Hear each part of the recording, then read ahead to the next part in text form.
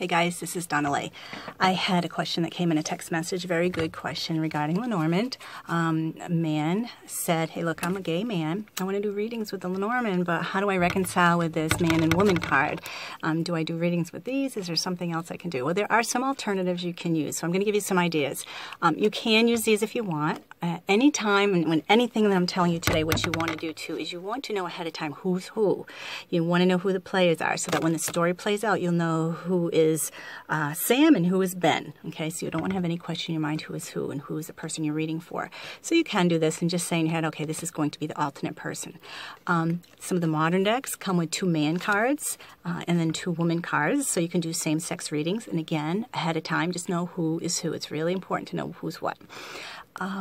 Another thing you can do is some people will use alternate cards. For example, the dog card is something somebody may use as the alternate person ahead of time, just charging it or having an intention in your head. Okay, this is going to be my card for Sam.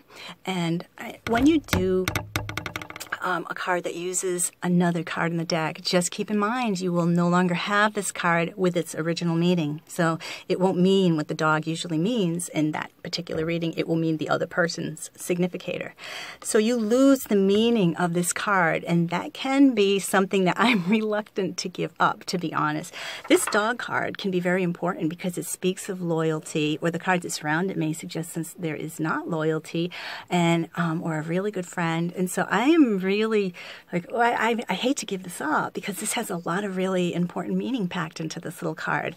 Another card people might use is the Rider card, and for the same reason I'm reluctant to use this, because this, if you were to get it randomly in a reading and it shows somebody coming in, I've seen this often being like a lover that moves through, or like a one-night stand, or a short relationship that, you know, it could be a month or 2 or 3 months and then it's done. So it comes in and it goes out, like the person on the horse kind of rides by.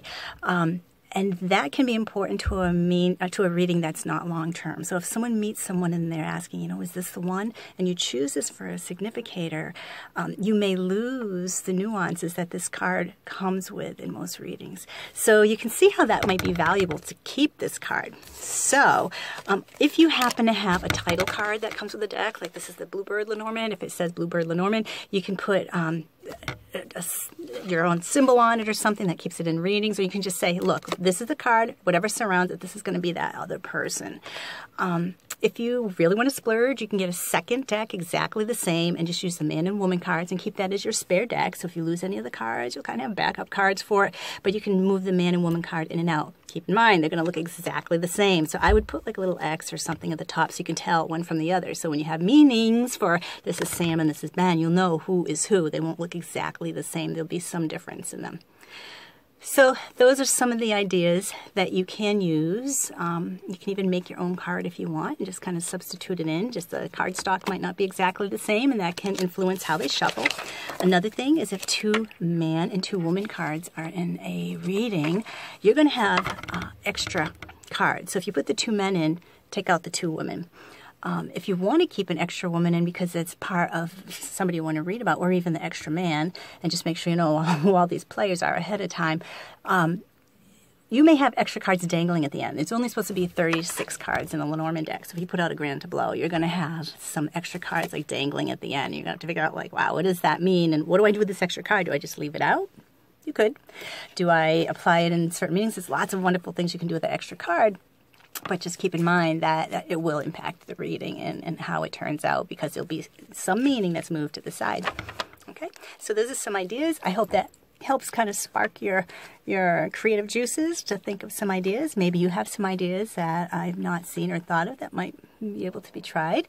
If it makes a meaningful outcome to your reading, I would like to hear about it. Have fun with your Lenormand.